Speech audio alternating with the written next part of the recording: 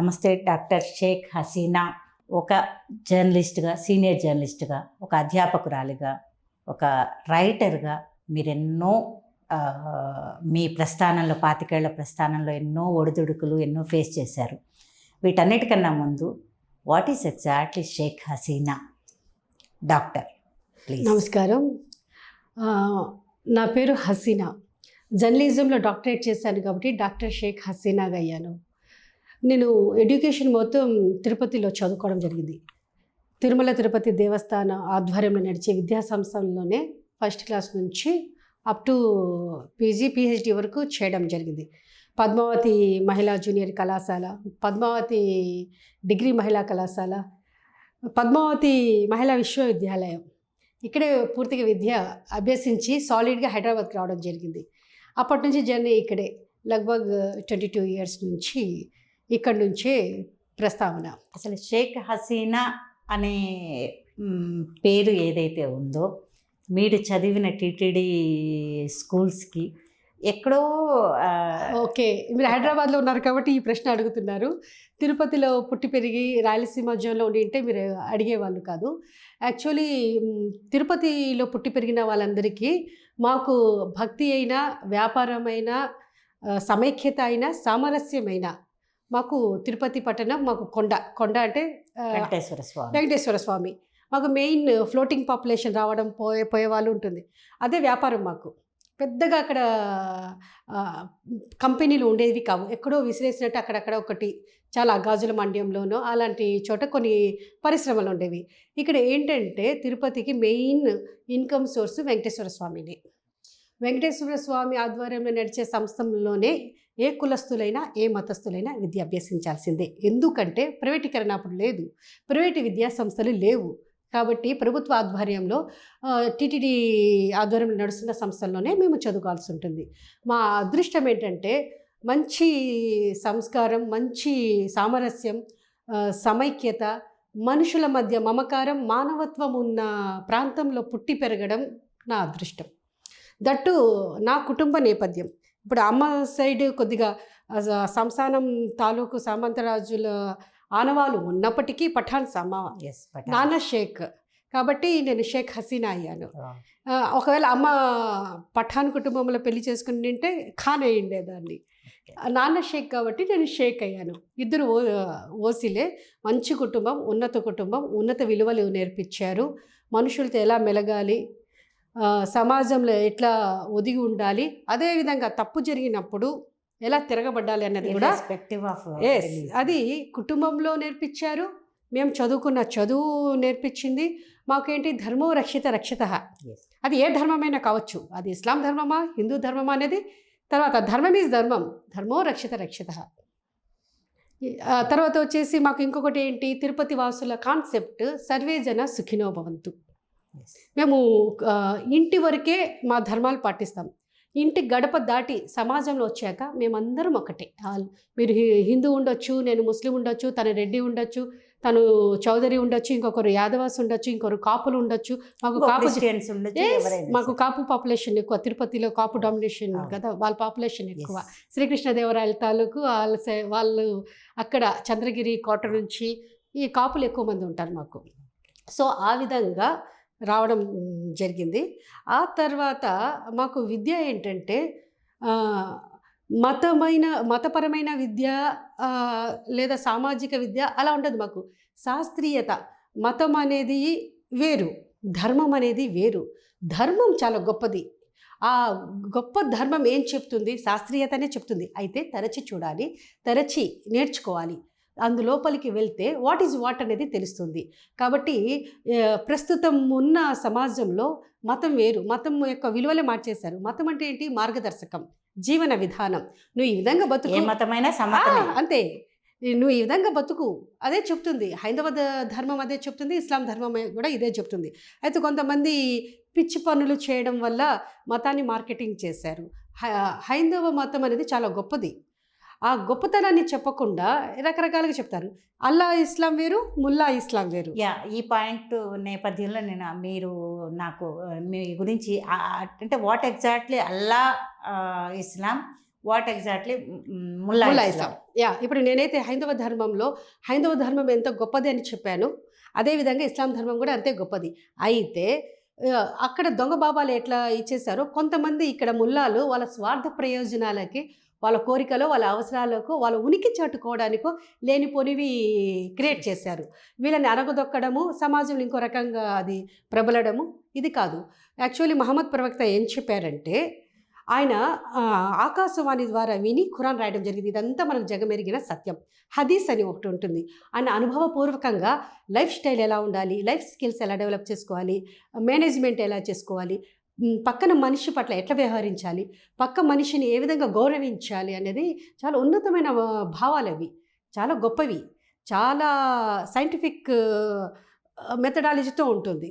అది అర్థం చేసుకున్న వాళ్ళకి అర్థం చేసుకున్నంత అర్థం చేసుకోవాలి. ఎవరి స్వార్థానికి, ఎవరి ఉనికికి ఏ మతాన్ని అడ్డు పెట్టద్దు. అది హిందూ మతం కానీ, ఇస్లాం మతం కానీ. ఒక్కసారి రాయలసీమ నుంచి రాయలసీమ నేపథ్యము, తిరుపతి నేపథ్యం ఉన్న మీరు సడన్గా హైదరాబాద్కి రావాల్సిన అవసరం కానీ, ఎలా అదేమన్నా గ్రోత్?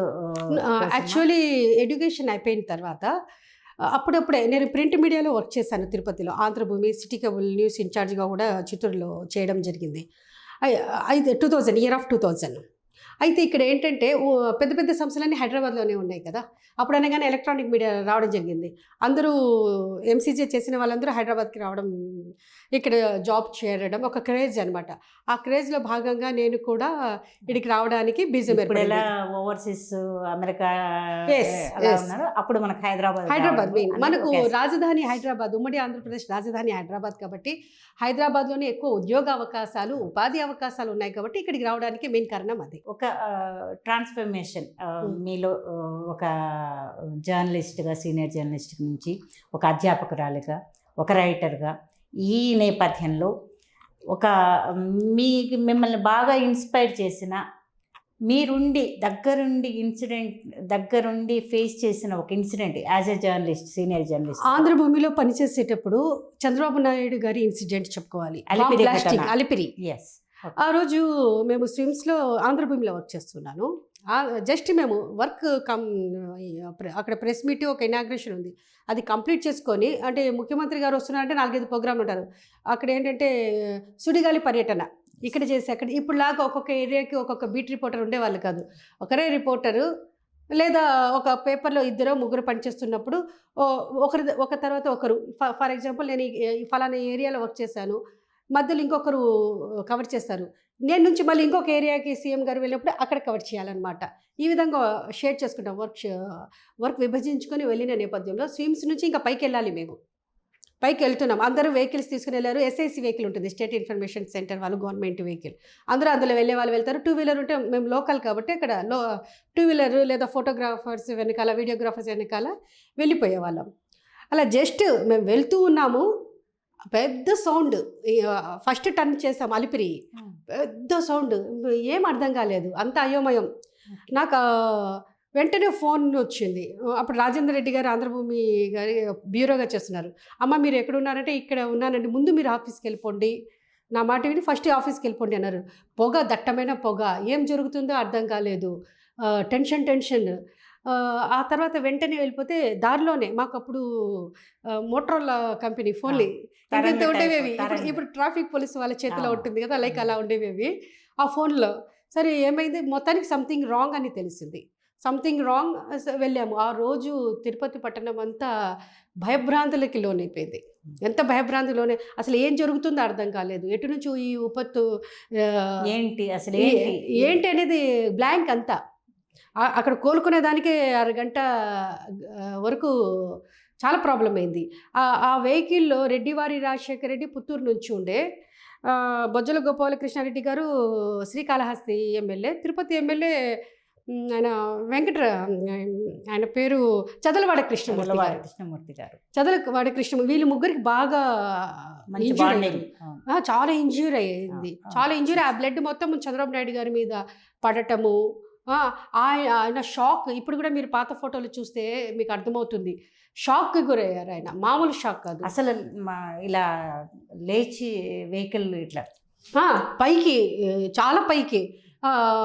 ఆ తర్వాత విజువల్స్ అన్నీ చూసారు. అంటే ఆ విజువల్స్ కూడా తీసింది ఎవరంటే జెమినీ టీవీలో మున్రాజ గారు ఫస్ట్, మున్రాజ గారు, తర్వాత మున్రాజు గారి వెనకాల ఇంకొక రిపోర్టర్ ఉండే. వాళ్ళు వెళ్ళి మున్రాజ అన్నయ్య చాలా డేర్ చేశారు ఆ రోజు. బాంబ్ బ్లాస్టింగ్లో దూరి తీయడం అనేది మామూలు విషయం కాదు. మాకైతే ఆ సౌండ్ ఎంతవరకు వెళ్ళిందంటే ఈ పక్క ఒక 10 కిలోమీటర్లు, ఆ సైడ్ ఒక 10 కిలోమీటర్లు, గ్రామాన ఆ సౌండ్ వినింది. ఇటు సైడ్ తీసుకుంటే మల్లంగుట్ట, చిగురువాడ, అటు సైడ్ తీసుకుంటే చంద్రగిరి దాటాక ఏదో సౌండ్ వస్తుంది అని గ్రామాలలో కూడా ఒక ఉలికిపాటు, గగ్గురుపాటు ఏర్పడింది. ఆ తర్వాత అక్కడి నుంచి రుయా హాస్పిటల్కి తీసుకొచ్చారు. రుయా హాస్పిటల్కి తీసుకొచ్చినప్పుడు కూడా అందరూ భయభ్రాంతులు లోనైపోయారు. కార్యకర్తలు వెనకాల ఒక దగ్గర 30 వెహికల్స్ ఉన్నాయి. ఏమైంది ఏంటి తెలియదు. మాకైతే ఏం జరుగుతుంది ఏంటి ఏమనిపించింది? సెక్యూరిటీ ల్యాబ్స్ అనిపించిందా, లేకపోతే ఆ టైంలో అంటే కొంచెం కోలుకున్న తర్వాత? అంటే జర్నలిస్ట్ అసలు అక్కడ ఏం జరిగిందంటే, మీరు నమ్ముతారో నమ్మరో, చిత్తూరు జిల్లా చరిత్రలో ఎస్పెషల్లీ ఆ కేసు వద్దన్న 2-3 నెలల వరకు మేము ఇన్వెస్టిగేషన్ చేస్తూనే ఉన్నాం. ఒక ఎస్పీ తర్వాత ఇంకో ఎస్పీ రావడం జరిగింది. ఎక్కడ జరిగింది? అడవి మార్గంలో కూలంకుషంగా ప్రతి చోట ఎవరికైనా డౌట్ ఉంటే తీసుకెళ్ళిపోయేవారు.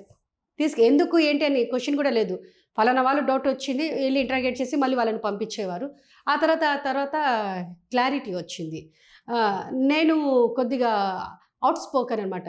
ఇక్కడ ఏదో సంథింగ్ రాంగ్ దీనివల్లనే జరిగిందంటే నన్ను పిలిచి, అమ్మాయి ఈ ఒక 10-20 రోజులు దయచేసి నువ్వు సైలెంట్గా ఉండు, లేనిపోని డౌట్లు క్రియేట్ చేయొద్దు, నువ్వేమి ఇన్వెస్టిగేషన్ చేయకు, పోలీసు వాళ్ళు చేసుకుంటారు కాబట్టి ఎక్కడ నోడుతున్నది ఏమైనా మాట్లాడి తీసుకెళ్ళిపోతారు, నీ ఇష్టం అని సరదాగా నన్ను ఆట పట్టించేవాళ్ళు.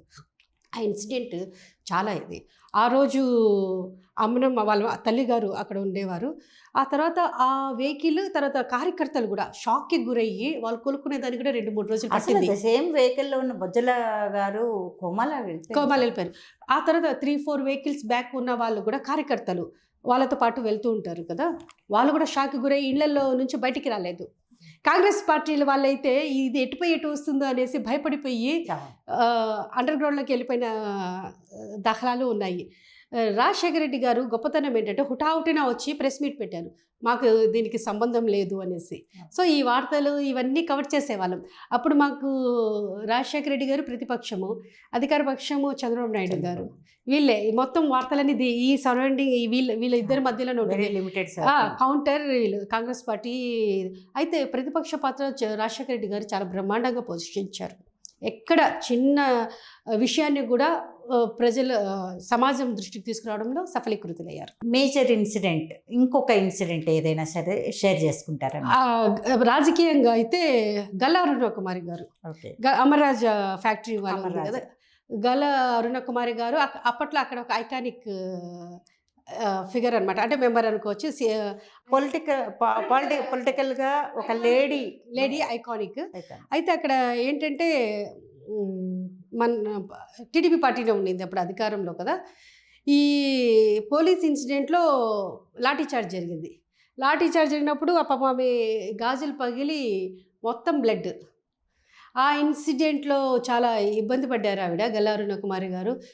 మేమందరం హుటాహుటిన వెళ్ళేసి కవర్ చేయడం జరిగింది. అంతా టీం ఆంధ్రభూమి కాడ నుంచి అన్ని ఛానల్స్ ఉంటాయి కదా, అన్ని పేపర్స్ వెళ్ళేసి కవర్ చేసినప్పుడు హుటాహుటిన రాజశేఖర రెడ్డి గారు వచ్చి నా చెల్లమ్మకి కొట్టే అంత ధైర్యం ఎవరికి ఉంది, ఎవరు లేదనుకుంటున్నారా ఇక్కడ, నా చెల్లమ్మకి నేను ఉన్నాను. అప్పుడు వైఎస్ఆర్ గారు, రాజశేఖర రెడ్డి గారు ప్రధాన ప్రతిపక్షం కదా, కాంగ్రెస్ పార్టీ అయినా కూడా ఈమె కూడా కాంగ్రెస్ పార్టీ.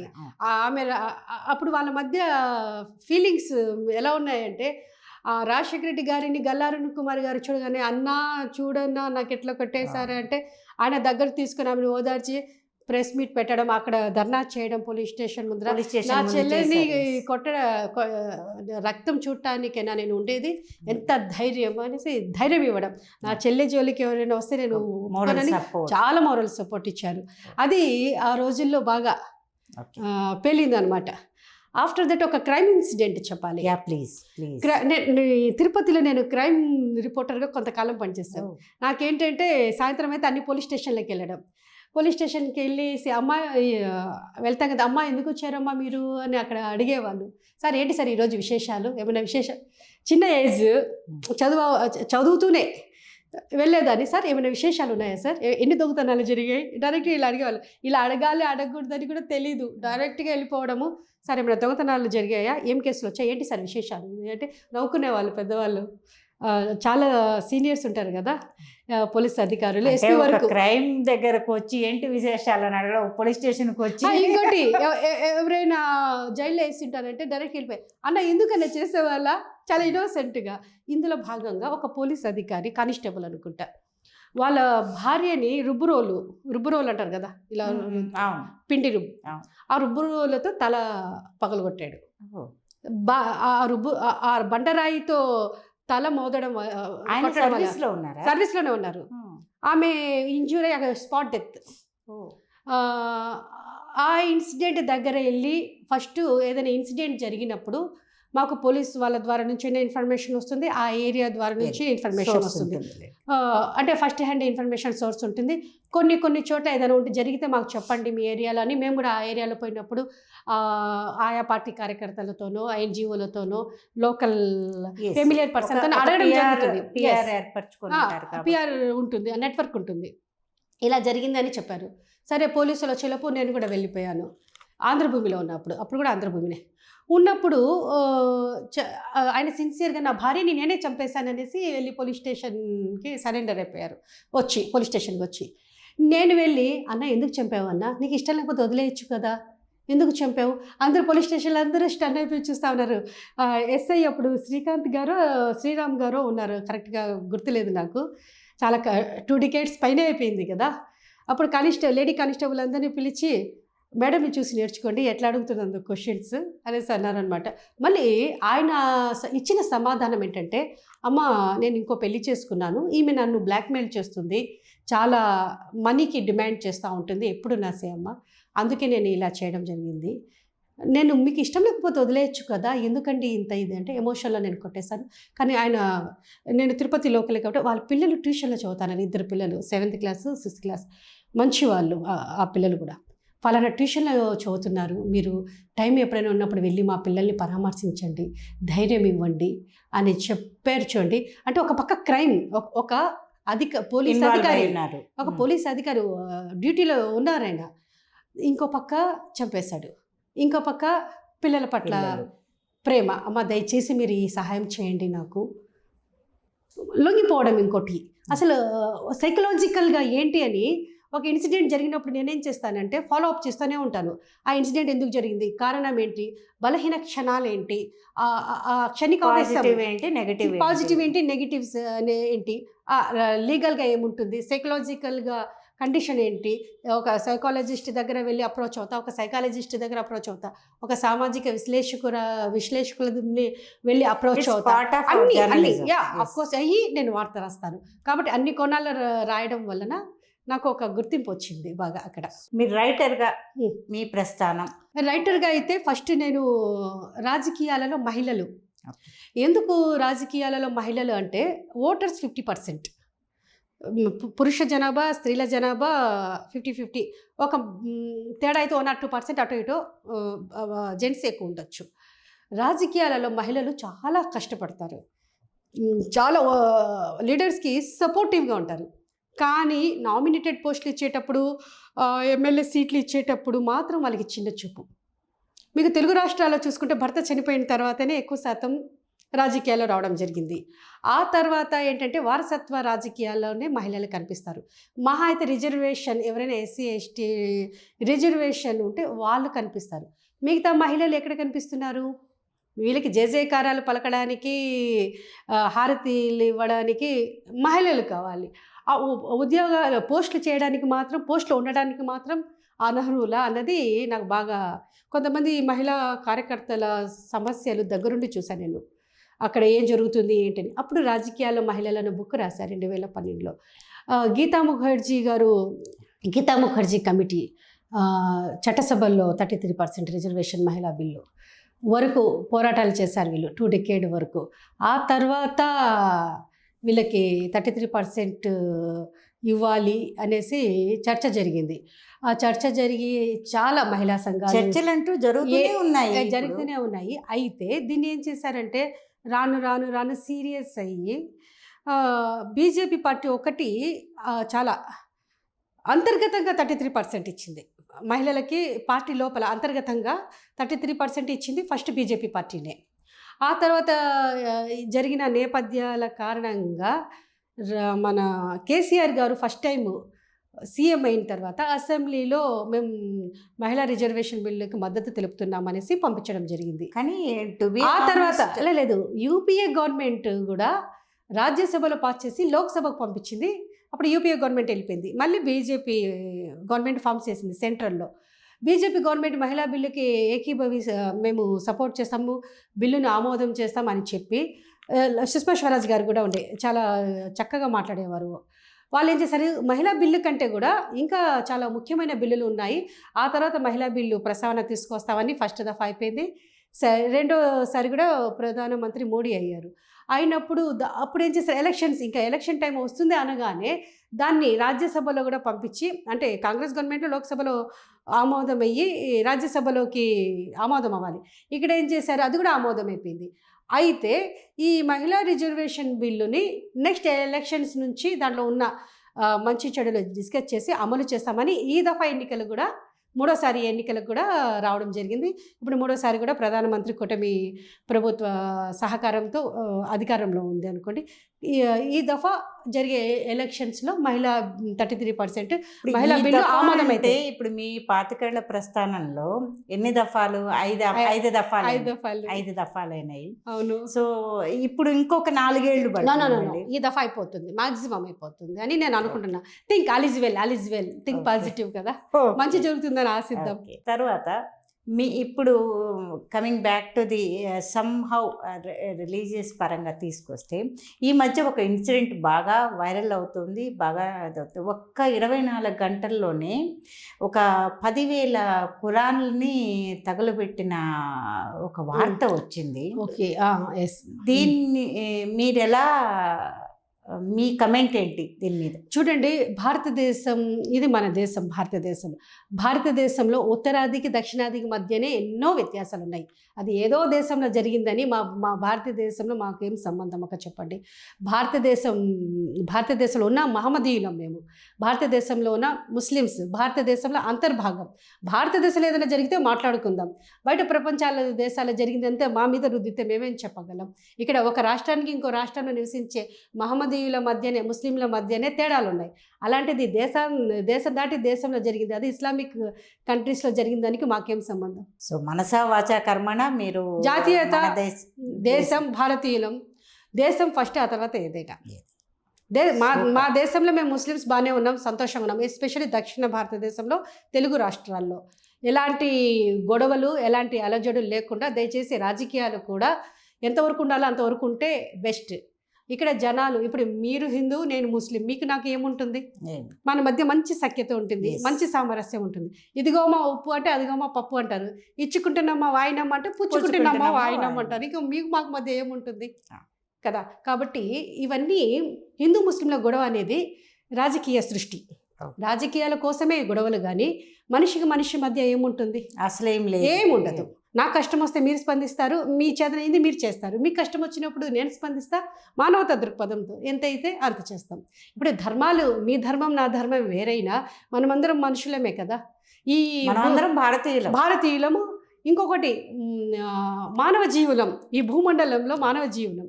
కాబట్టి మన దేశం ముఖ్యం. ఏదైనా దేశ సేవ కంటే దేవతార్చన లేదు కదా. అంటే ఈ ఇష్యూని ఎంత పెద్ద అవసరం లేదు, చూడకూడదు, అస్సలు చూడొద్దు. పొలిటికల్గానే డ్రామా లాగానే చూడాలి. ఏదైనా ఉంటే విదేశాంగ మంత్రిత్వ శాఖ చూసుకుంటుంది, మనకెందుకు? అంటే ఈ ఇంపాక్ట్ ఏదైతే ఉందో, ఎక్కడో ఏదో జరిగిన ఈ బేసిక్గా కమ్యూనల్ ప్రాబ్లమ్స్ వచ్చేసరికి, మేము వినేవి చూసేది వచ్చేసరికి ఇంపాక్ట్ సామాన్య జనం మీద పడుతుంది. దాని వెనకాల అంటే రాజకీయ కోణం ఒకటి, ఇంకోటి అంతర్జాతీయ శక్తులు ఒకటి ఉంటుంది. ప్రపంచంలో మాదే చలామణి కావాలి, మేమే సుపీరియర్ అని, అదన్నీ మన ఇండియాలో తీసుకురావడం కరెక్ట్ కాదు.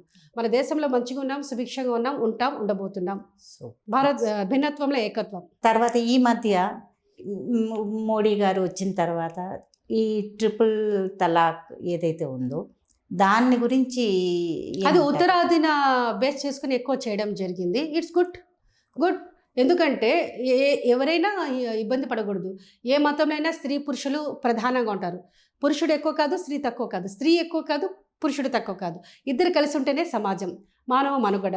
మానవ మనుగడకు అలా అనుకున్నప్పుడు ఇదే 33% కాదు కదా, 50% కదా 100%. You are right. 100%, 50% అడగాలి. కానీ ఇక్కడ మజ్జిగే లేదంటే పెరుగు కావాలన్నాడంట మీలాంటోళ్ళు. ముందు 30% వస్తే మళ్ళీ 50% అడగొచ్చు. ఓకే. ఇట్స్ గుడ్ అని చెప్పాను కదా. గుడ్. ఇంకోటి ఏంటంటే మహమ్మదీయ స్త్రీలలో భరోసా కల్పించడానికి, వారికి స్కిల్ డెవలప్మెంట్, వారిలో ఉన్న నైపుణ్యాలు అభివృద్ధి పరచడానికి స్థానిక సంస్థల కాడ నుంచి కేంద్రంలో ఉన్న ప్రభుత్వాలు పూనుకుంటే సంతోషం ఉంటుంది అని ఏదైనా పాజిటివ్గా చూడాలి.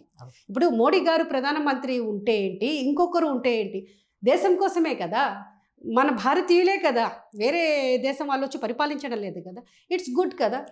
మనకేం కావాలో మనం అడిగి తీసుకుందాం, సాధించుకుందాం. నా డెవలప్మెంట్కి నాకేం కావాలి, నేనేం చేయగలను ఒక సిటిజన్గా. ఇప్పుడు ఫర్ ఎగ్జాంపుల్ నేను ఒక అధ్యాపకురాలిని.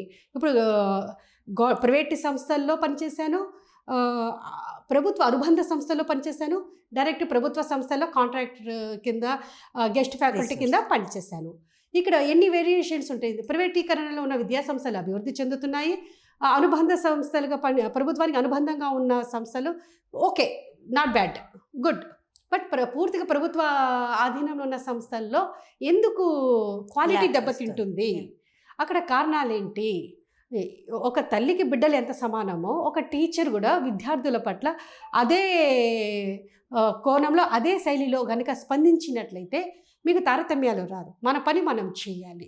ఇక్కడ విశ్వవిద్యాలయానికి ఇస్తున్న ఫండ్స్ ఏమవుతున్నాయి ఏంటి అనేది ఒక ప్రశ్న ఉంటే, విశ్వవిద్యాలయాలకి ఇచ్చిన ఫండ్స్ మరో మార్గంలో ఎటుపోతున్నాయి అనేది కూడా మనం బేరీజీ వేసుకోవాల్సి వస్తుంది. ఒక విశ్వవిద్యాలయం డెవలప్ చేయడానికి వీసీ రిజిస్ట్రార్ ఎంత ముఖ్యమో అధ్యాపకులు కూడా అంతే ముఖ్యం. వాళ్ళు ప్రభుత్వాధికారుల లేదా గెస్ట్ ఫ్యాకల్టీ అనేది కూడా ముఖ్యం. ఏదైనా విద్యార్థుల కోణంలోనే ఆలోచించాలి. విద్యార్థుల అభివృద్ధికి, విద్యార్థుల భవిష్యత్తుకి పునాది వేసేదిగా విద్య ఉండాలి, విద్యా అవకాశాలు ఉన్నాయి. ఇప్పుడు ఒక కోర్స్ చేస్తామనుకోండి, ఫర్ ఎగ్జాంపుల్ నేను జర్నలిజం ఉన్నాను, జర్నలిజమే తీసుకోండి. మేము చదివినప్పుడు జర్నలిజానికి ఇప్పుడు ఉన్న జర్నలిజానికి తేడా ఉంది. మేము పత్రికా రంగం నుంచి ఎలక్ట్రానిక్ మీడియాలో ఎంటర్ అవుతున్నప్పుడు జర్నలిజం పూర్తి చేసుకున్నాం. ఎలక్ట్రానిక్ మీడియా నుంచి డిజిటల్ మీడియాకి అయిపోయింది. ఇప్పుడు ఆర్టిఫిషియల్ ఇంటెలిజెన్స్లో ఉన్నాం మనం. దానికి అనుగుణంగా కోర్సులు మార్చుకుంటూ ఉండాలి, అప్డేట్ చేయాలి.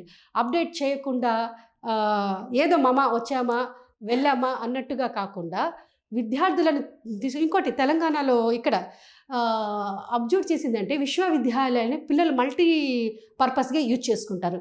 మల్టీ పర్పస్ అంటే ఏంటంటే వాళ్ళు ఎక్కడో కుగ్రామాలలో బాగా ఒకటండి, డబ్బులు బాగా ఉన్న వాళ్ళు ప్రైవేట్ యూనివర్సిటీలో చదువుకుంటున్నారు. ఇంకా ఎక్కువ స్తోమత కలిగిన వాళ్ళు విదేశాలకు వెళ్ళి చదువుకుంటున్నారు. మన విశ్వవిద్యాలయాల్లో ఎవరు చదువుతున్నారు, ట్రెడిషనల్ కోర్సులు ఎవరు అభ్యసిస్తున్నారు అనేది క్వశ్చన్. ట్రెడిషనల్ కోర్సులు ఎవరు చదువుతున్నారు అనేది ముఖ్యం. ఆ ట్రెడిషనల్ కోర్సులు అభ్యసించడం వల్ల వాళ్ళ జీవితానికి ఇవి ఎలా ఉపయోగపడతాయి అనేది మనము అధ్యాపకుల బాధ్యత అది.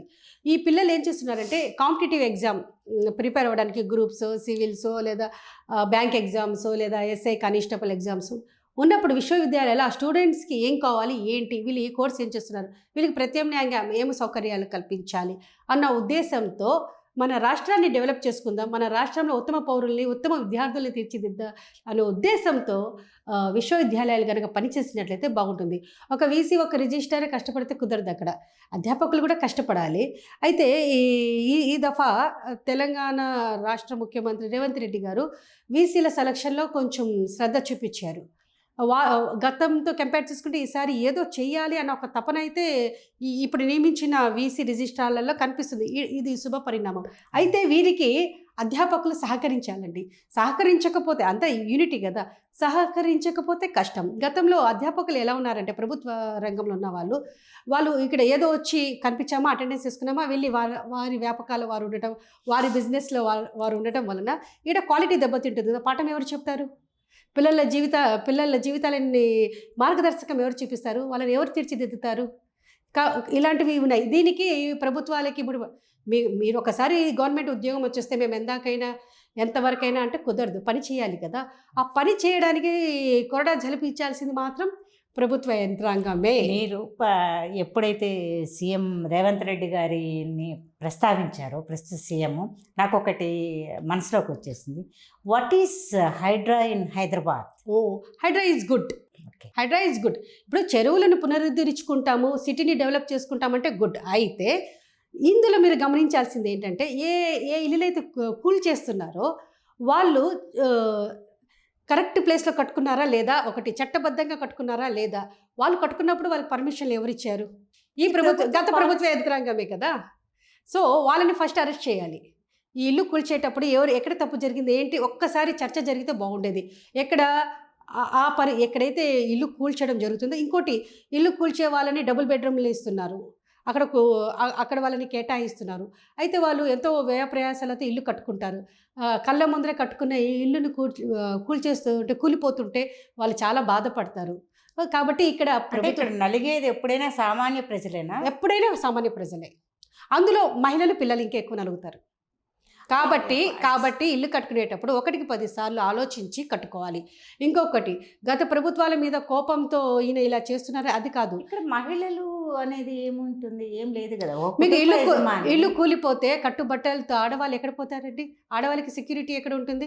పిల్లలకి ఎలా ఉంటుంది? ఒక పాప ఏమో పుస్తకాలు కూడా లేవు నాకు చదువుకోవడానికి, చిన్న పిల్లలు అడుగుతారు. ఒక పెద్ద మనిషి రిటైర్ అయ్యి కళ్ళల్లో నీళ్లు పెట్టుకొని రిటైర్మెంట్ వచ్చిన డబ్బులన్నీ ఇల్లు కట్టుకున్నాను, ఇల్లు కూల్చేశారని ఏడ్చారు. ఇలాంటివన్నీ మనసుని ఇబ్బంది పెట్టిస్తాయి కదా. పరోక్షంగా ఇంపాక్ట్ ప్రభుత్వం మీదనే చూపిస్తుంది. కాకపోతే ఇల్లు పర్మిషన్ ఇచ్చింది ఎవరు కట్టుకోవడానికి?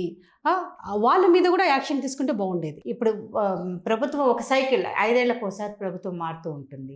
5 ఏళ్లకు ఒకసారి గవర్నమెంట్ మారుతుంది. ఏ పార్టీకి జనాలు ఆమోదించి ఓటేస్తారో మారుతుంటారు. ఈ మారినప్పుడల్లా పాలసీ మ్యాటర్స్ మారినప్పుడు, ఎప్పుడో నేను 20 సంవత్సరాల క్రితం నేను కొన్నాను. ఆ కొనేటప్పుడు ఏ గవర్నమెంట్ ఉందో అక్కడ ఏ పారామీటర్స్ ద్వారా నేను కొన్నాను. ఈరోజు సిస్టమ్. దీనికి కారణం ఏంటంటే, ఒక పౌరుడు దేశం పట్ల, తనకున్న చట్టాల పట్ల ఒక బాధ్యత వహించి ప్రశ్నించడం నేర్చుకుంటే మొదటి నుంచి ఇలాంటి అనర్థాలు జరగవు. మీకు మీరే, నాకు నేనే, ఎవరికి వారు ఉంటారు. ఇంకొకటి ఏంటంటే, ప్రభుత్వాలు మారుతూ ఉంటాయి, అది పెద్ద మైనస్ మనకు.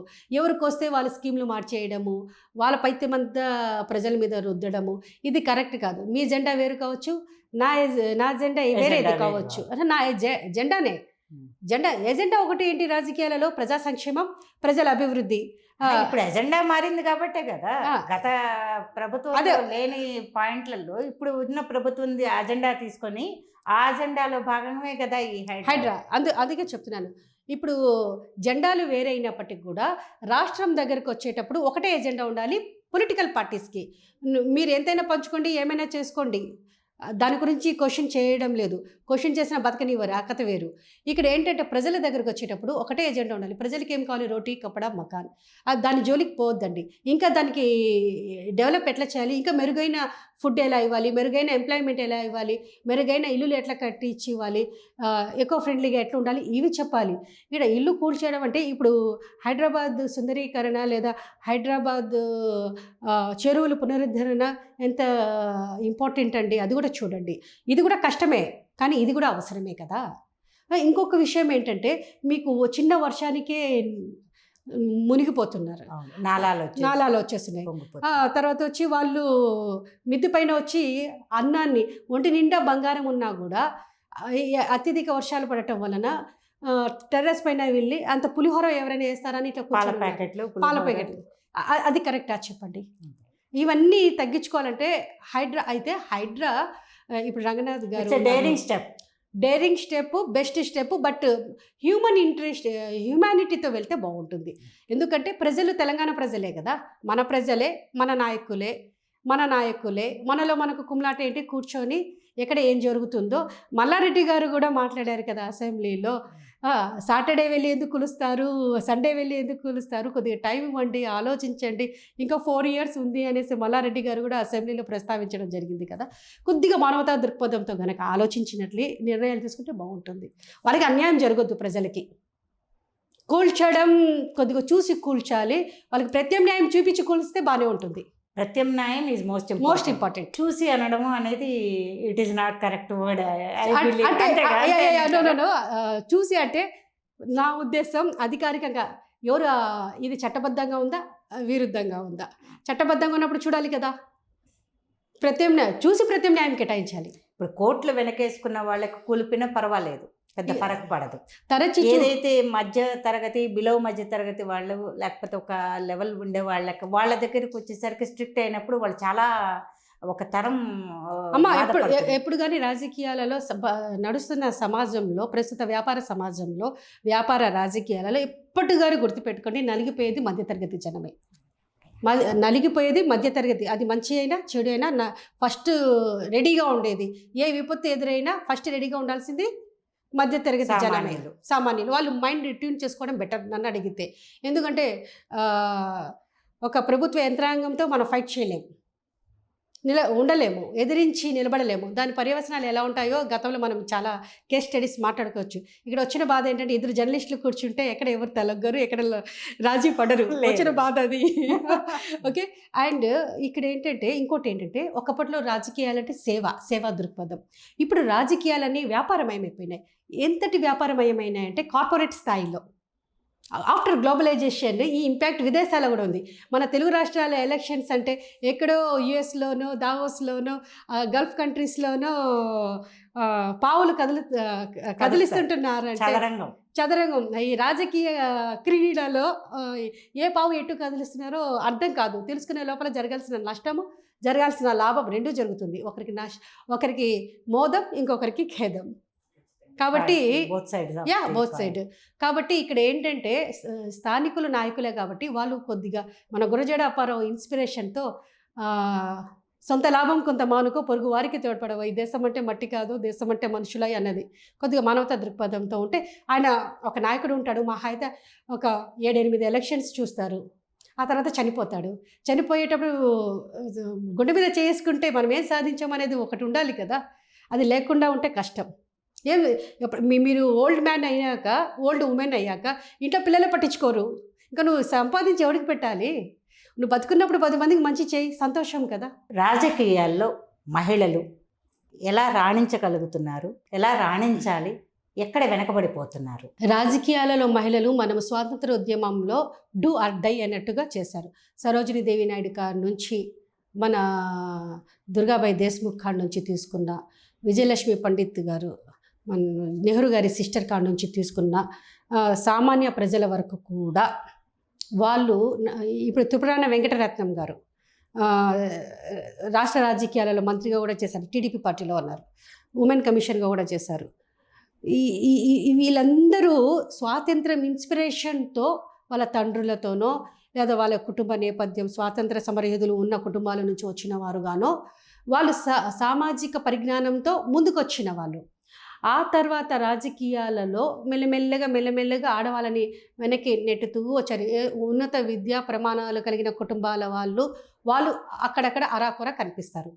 After that 33% Geeta Mukherjee committee వేసిన తర్వాత మహిళా సంఘాలు అందరూ సమాయత్తమయ్యారు, చర్చ మొదలైంది.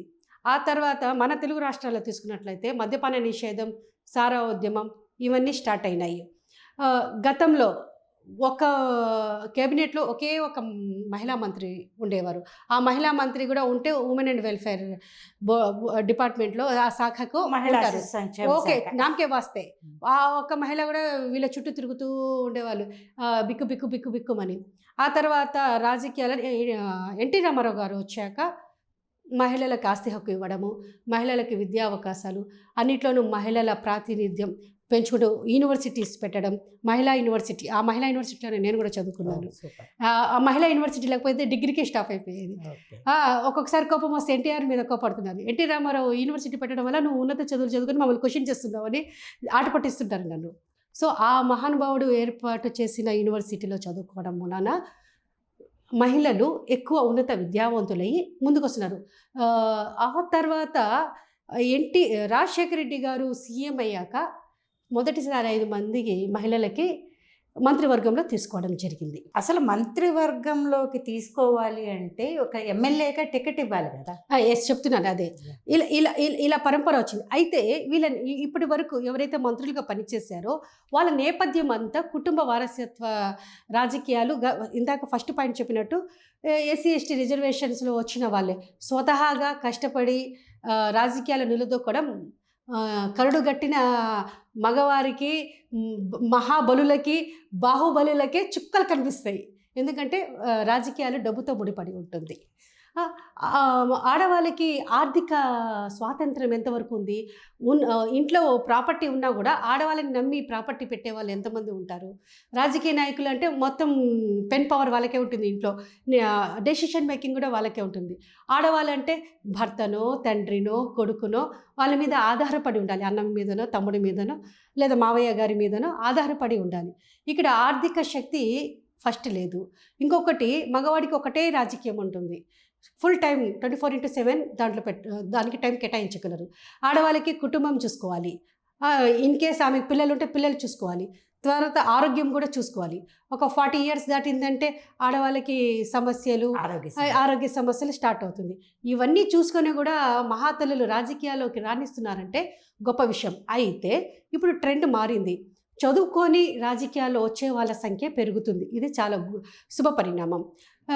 ఫస్ట్ చదువుకోవాలి, ఫస్ట్ సెల్ఫ్ రెస్పెక్ట్, సబ్జెక్ట్ మీద పట్టు, ఆ తర్వాత జనాలని ప్రేమించే గుణం మహిళలకు ఉండాలి.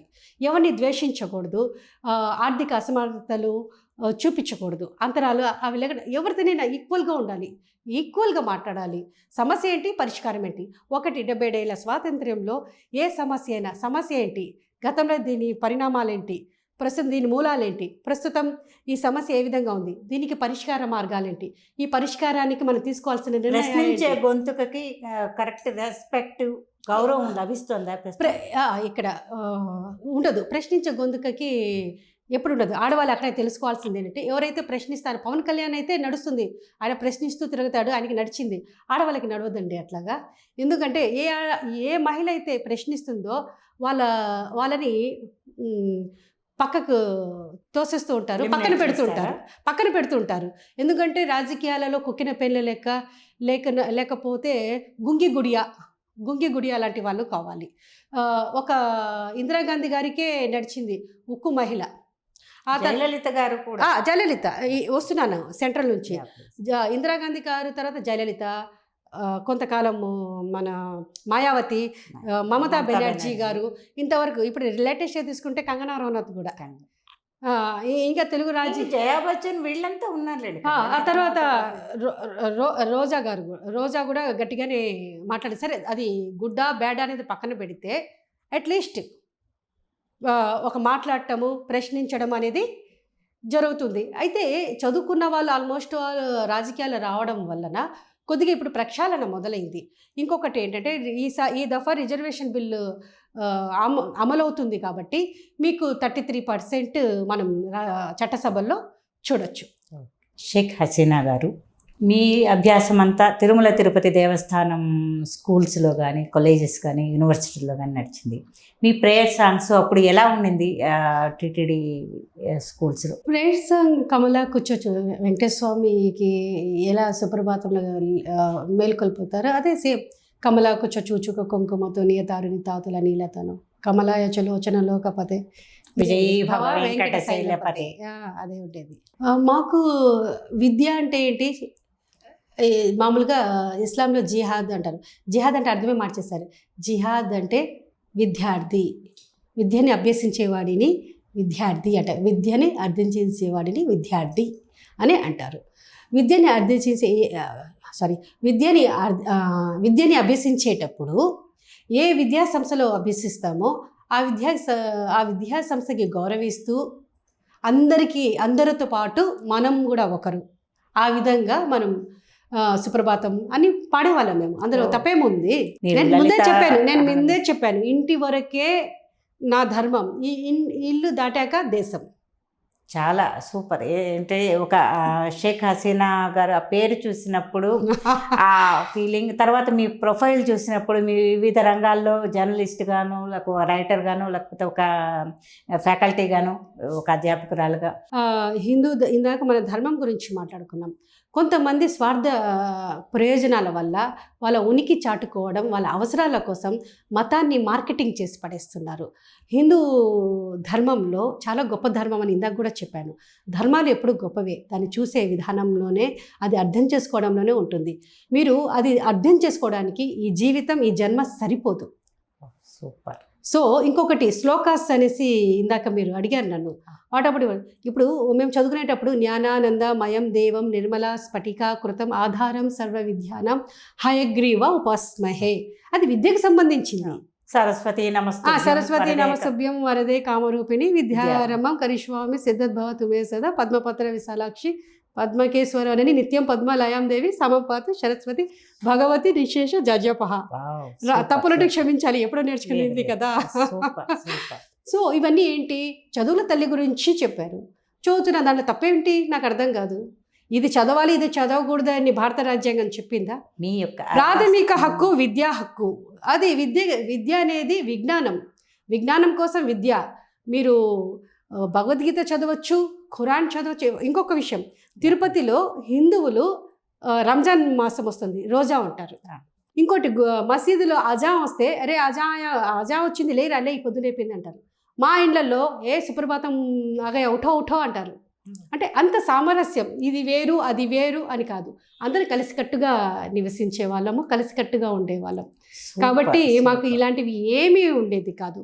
ఇంకొకటి, చిన్నప్పుడు మేము అపాయము అనేసి ఒక పుర్రె బొమ్మ వేసి ఇంటూ మార్క్లో 2 బోన్స్ ఉండేవి కదా, అది చూసి మేము చాలా భయపడేవాళ్ళం.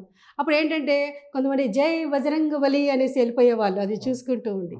మాకు ఇంకొకటి కూడా ఇప్పటికి కూడా ఎలక్ట్రిక్ ఇది వచ్చినప్పుడు సింబల్స్ అపాయము డేంజర్ అని ఉంటుంది. అక్కడ నిజంగానే దయ్యం ఉంటుందని ఒక ఫీలింగ్. ఇంకొకటి ఏంటంటే ఇప్పుడు వాయుపుత్రుడు హనుమాన్కి జై అంటారు. మాకు చిన్నప్పుడు ఇంత మార్కెటింగ్, ఇంత కమర్షియల్, మాకు చదువు మాత్రమే తెలుసు. ఇప్పుడు హనుమాన్జీ అంటేనే మా గురుగారు చెప్పిన శ్లోకం గుర్తుకొస్తుంది. మనోజవం మారుత తుల్య వేగం జితేంద్రియం బుద్ధిమతాం వరిష్టం వాతాత్మజం వానర యోధ ముఖ్యం శ్రీరామదూతం చరణం ప్రపద్యే. తప్పులుంటే క్షమించాలి, భగవంతుడు దోషాలను క్షమించుగాక. సో ఇలాంటివన్నీ అది ఏంటి, చదువుకోండి బాగుపడతారు. దానిలో ఉన్న అర్థాలు, ఆదిత్య హృదయం కూడా ఒక క్యాలిక్యులేషన్ ఉంది, శాస్త్రీయత ఉంది అందులో.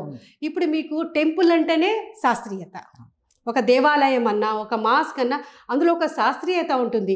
మన మెడిటేషనో, మనశ్శాంతినో, ప్రశాంతతనో, లేదా ఒక మానసిక బలం కోసమో, పాజిటివ్ వైబ్రేషన్ కోసమో మనం వెళ్తాము. నీకు ఇష్టం ఉంటే ఇల్లు, లేదా నీ ఇంట్లో నువ్వు ఉంటూ. పక్కన వాళ్ళని ఎందుకు కెలుగుతావు, ఎందుకు విమర్శిస్తావు? విమర్శించే హక్కు ఎవరు ఇచ్చారు మీకు? భారత రాజ్యాంగం ఇవ్వలేదు కదా.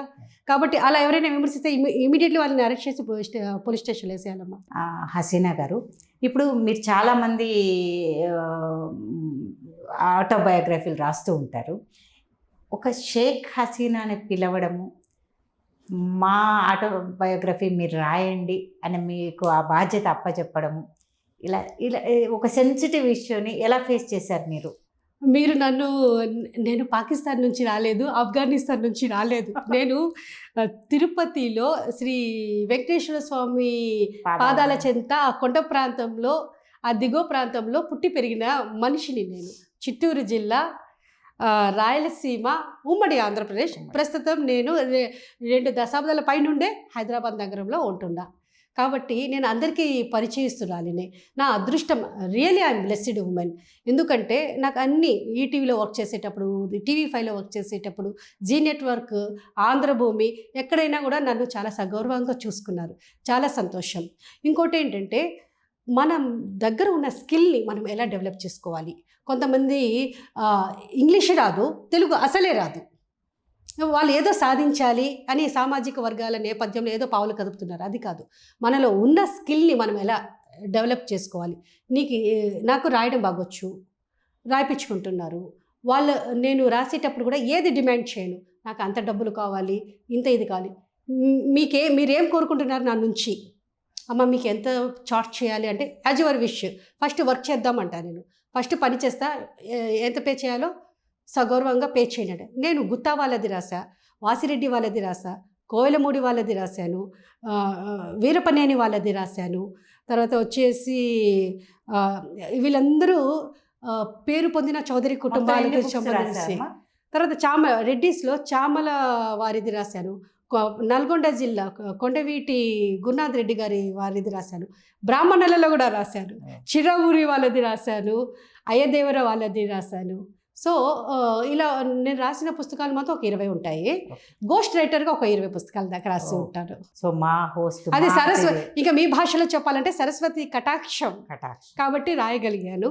ఇంకోటి ఏంటంటే పొలిటికల్గా అందరూ కవులు ఉంటారు, కళాకారులు ఉంటారు, రచయిత్రులు ఉంటారు, రచనలు చేస్తారు, నవలలు రాస్తారు, కథలు రాస్తారు, కథానికలు రాస్తారు, సినిమా కథలు రాస్తారు. నేను పొలిటికల్ ఒకటి చూస్ చేసుకున్నాను. పొలిటికల్గా రాసేవాళ్ళు, పొలిటికల్ అనలిస్ట్గా ఉండేవాళ్ళు తెలుగు మీడియాలో లేరు. ఎవరు టచ్ చేయని దాంట్లో ఉంటే నేను రాసుకోవచ్చు. మళ్ళీ నా కాంపిటీటర్ కూడా ఎవరు ఉంటారు కదా, నేను రాసిందే నడుస్తుంది. అది కూడా కొద్దిగా అంటే ప్లస్ పాయింట్ కాబట్టి రైట్. అయితే దీని వెనకాల పెయింట్స్ కూడా ఉంటాయి, చాలా వరకు ఉంటుంది. 24 గంటలు అంటే అది ఒక రకంగా మీరు అంటే నేను ఎక్కడ పెయిన్ భరించలేదు, కానీ తెలుగు యూనివర్సిటీలో పనిచేసేటప్పుడు అక్కడ మనుషుల వైఖరి నచ్చక చాలా ఇబ్బంది పడ్డాను. ఎంత కలుపుకొని పోతున్నా కూడా పని చేయరు, పని చేసే వాళ్ళని చేయనివ్వరు.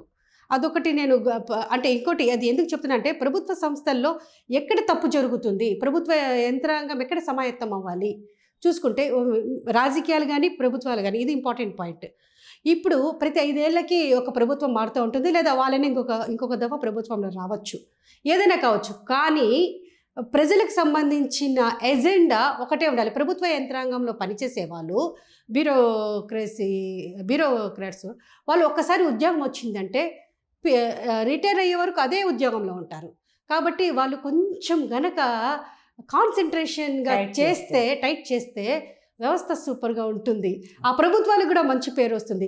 ఇంకోటి కూడా ఉంది ఇక్కడ, ఒకవేళ ప్రభుత్వం సక్సెస్ అయినా ఫ్లాప్ అయినా గోడ దెబ్బ చెంప దెబ్బ ఈ బ్యూరోక్రట్స్కి. కాబట్టి బ్యూరోక్రసీ బాగుంటే అన్నీ బాగుంటాయి. సరస్వతి పుత్రిక, సంతోషం ఆ మాట. సరస్వతి పుత్రిక షేక్ హసీనా గారికి థ్యాంక్ యూ సో మచ్.